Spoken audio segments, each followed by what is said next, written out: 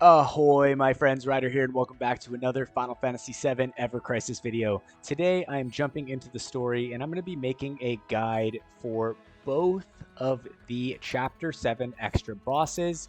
Both of these fights are not particularly hard. However, for those of you guys that are struggling with it, I hope that this guide comes in handy. Now, the first one we will be doing, and I will be doing both fights today in this video.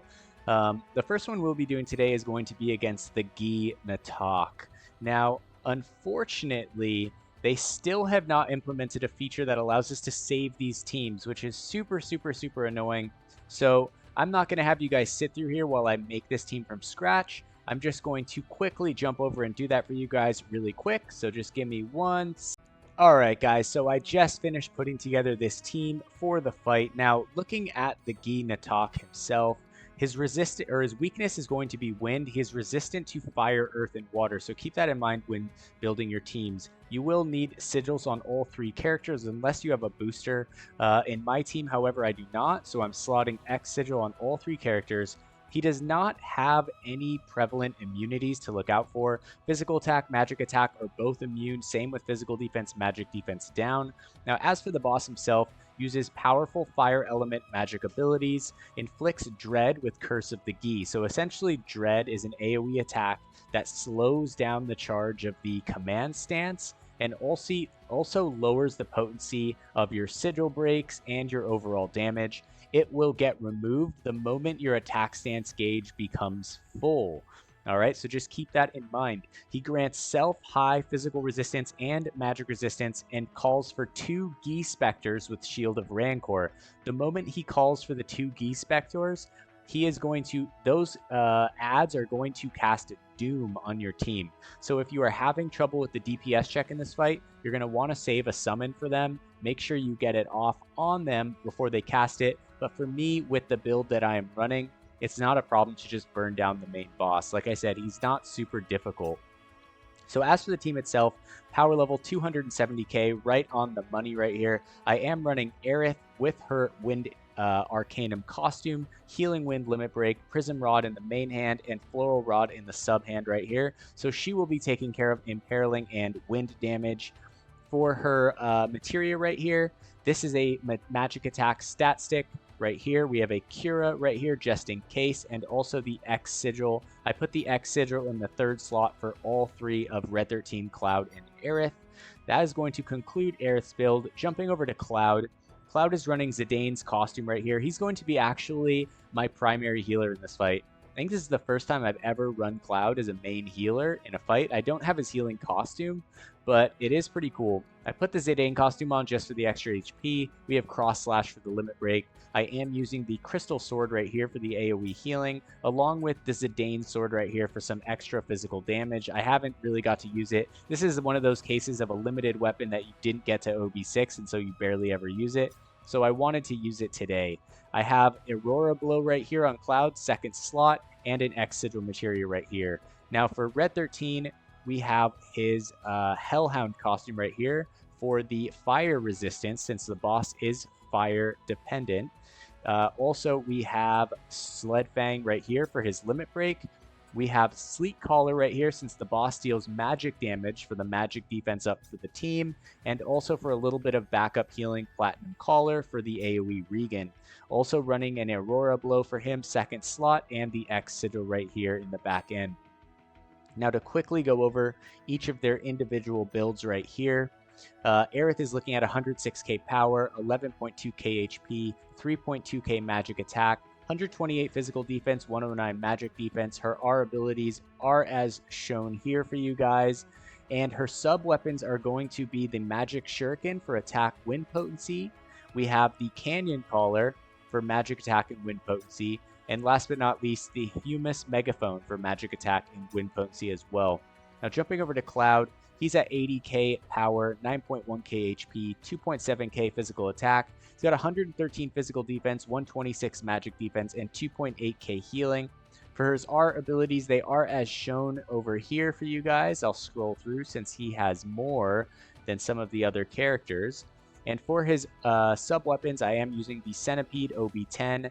The Lifeguard wraps here have fire resist on them, which is pretty good against this boss, along with healing. And last but not least, the Guard Stick for healing as well, since he is our main healer. Now for Red 13, he's going to be sitting at 83k power, 9.9k HP, 2.2k physical attack, 105 physical defense, a good 148 magic defense. He's at almost 2k healing. His R abilities are as shown on the left-hand side over here.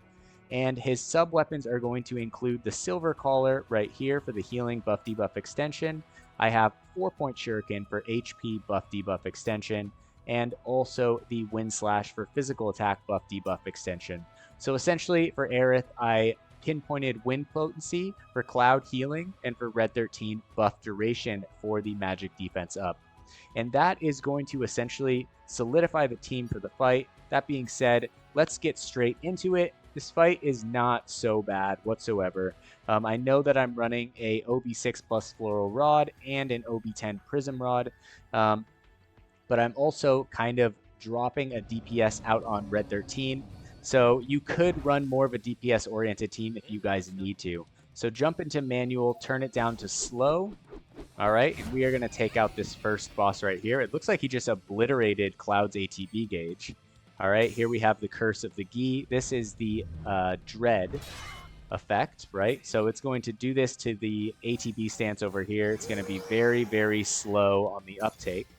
But at the beginning of this fight, I'm just going to focus Floral Rod.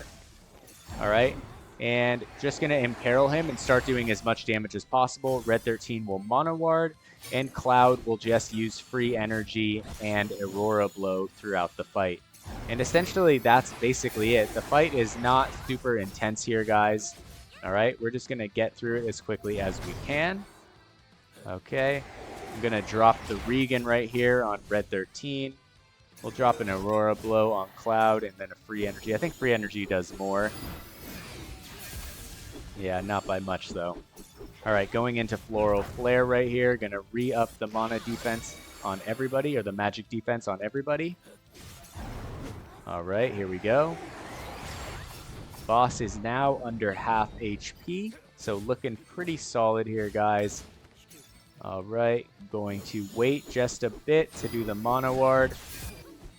All right, trying to get off as much damage as we can. This is when he summons the 2 adds. All right, so just keep that in mind. I'm going to drop another magic defense right here. Get off the Imperil. All right, so now he's about to summon his adds. The Imperil is good, though. I'm going to switch over to the defense. He will do a pretty solid single target hit here. All right, but nothing super crazy. And then go into his Sigil Break right here. As long as you have 3x sigils on all of your characters, guys, you are going to be more than good for this. All right, as you guys can see. And the Dread gauge just wore off right there, guys.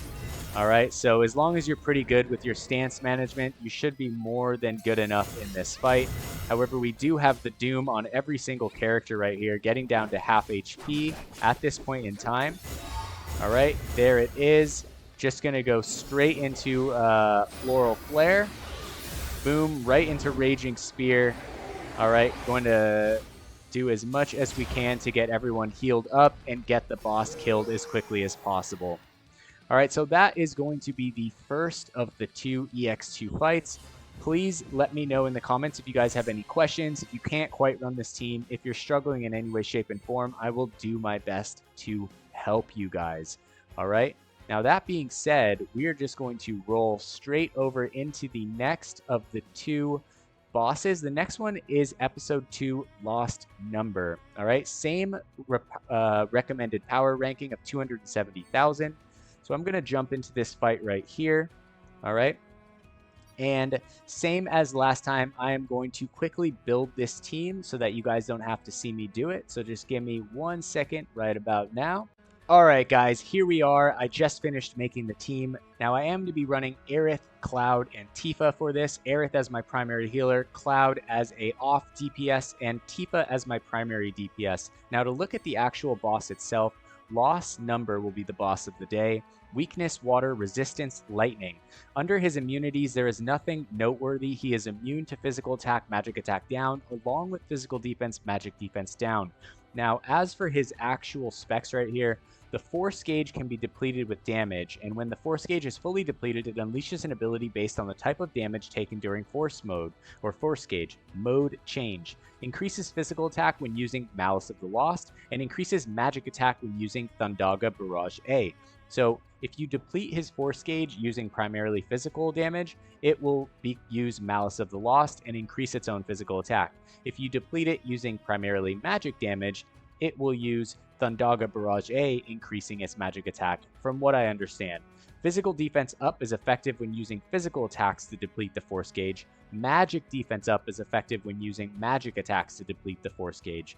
So I'm kind of running a physical and magic DPS on this. So last time it went to Tifa, so it became kind of like it used Thundaga Barrage A, because Tifa is more magic attack than Cloud's Maritime Sword, which is physical, meaning that we would want to prioritize magic defense up. I didn't really find that this was necessary in this fight, but if it's on the wire for you, this might be something that you want to keep in mind. Now, as for the team here, guys, like I said, running Aerith, she is running the Rosy Battlesuit right here for healing magic defense, healing wind, fairy tale in the main hand, Kamura's wand in the offhand, and one single Cura right here. I had to drop a bunch of materia in order to make it under the recommended power for this video, but it just goes to show that there's a lot of wiggle room in these fights.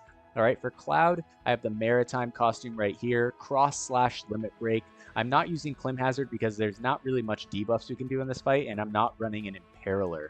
Okay, for Cloud, Maritime Sword in the main hand and the Mithril Saber in the offhand right here. And then I'm just running a single physical attack stat stick materia.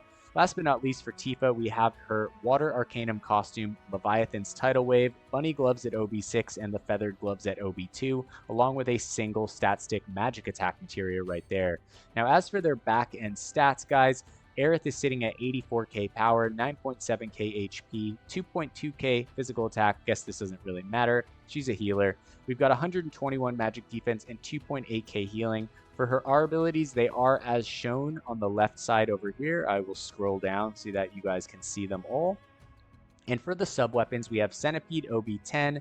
I have the Silver Collar OB1 for healing and buff debuff extension, and also the 4-point Shuriken for HP and buff debuff extension.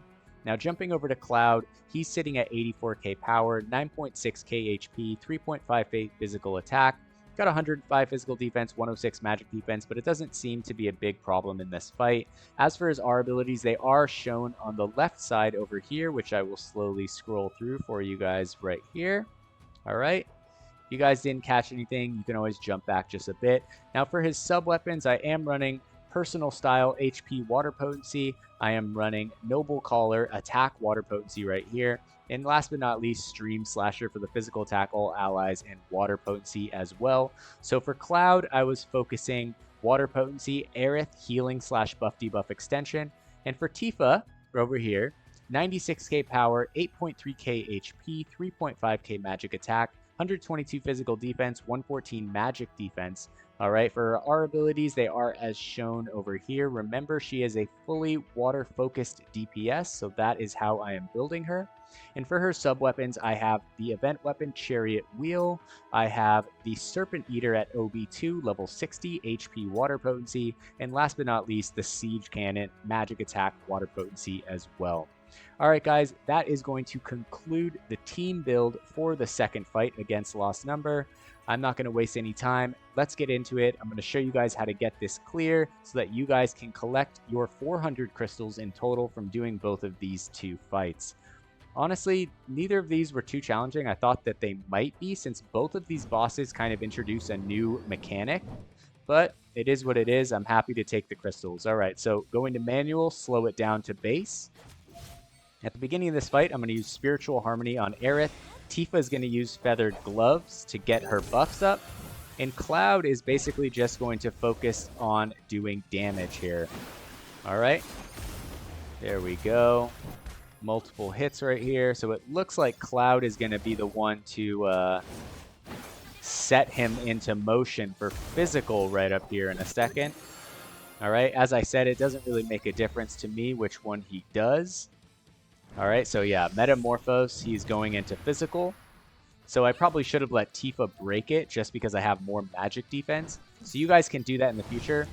Break it with the attack type that you have the most defense of. If you have more physical defense, break it with physical. If you have more magic defense, break it with magical. All right, here we go. And we are going to block this hit right here. Okay, so here comes Malice of the Lost. All right, so a decent hit right there.